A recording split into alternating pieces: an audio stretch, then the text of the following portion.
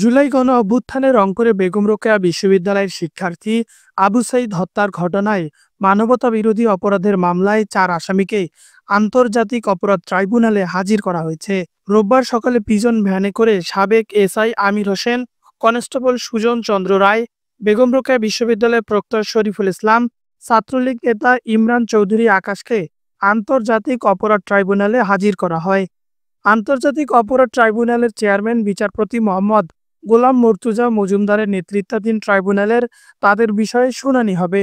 এর আগে গত 9 এপ্রিল জুলাই গণ অভ্যুত্থানে রংপুরের বেগম রোকেয়া বিশ্ববিদ্যালয়ের শিক্ষার্থী আবু সাইদ হত্যার ঘটনায় 4 জনকে হাজির করার নির্দেশ দেন ট্রাইব্যুনাল।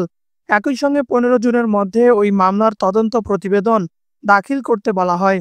আন্তর্জাতিক অপরাধ ট্রাইব্যুনালের চেয়ারম্যান বিচারপতি মোহাম্মদ গোলাম মর্তুজা মজুমদারের নেতৃত্বাধীন ট্রাইব্যুনাল এ আদেশ দেন। বৈষম্য বিরোধী ছাত্র আন্দোলনের সময় রংপুরে পুলিশের গুলিতে নিহত হন আবু সাইদ।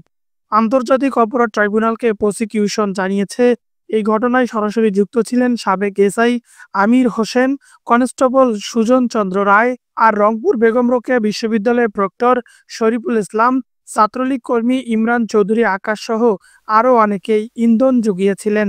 অন্য মামলায় গ্রেপ্তার থাকা ওই আসামিদের এই মামলায় গ্রেপ্তার দেখানোর জন্য আবেদন জানায় প্রসিকিউশন।